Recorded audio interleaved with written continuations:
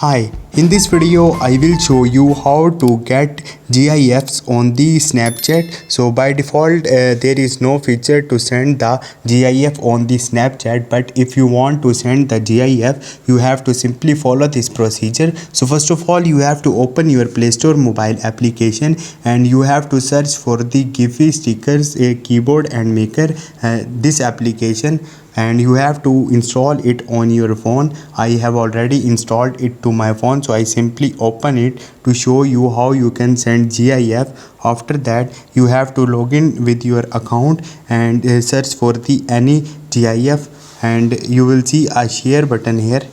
Also you will see a save GIF, tap on it and now go back, open your Snapchat and select any friend chat to whom you want to send the GIF, and you will be in your clipboard and you will see in the recent you will find this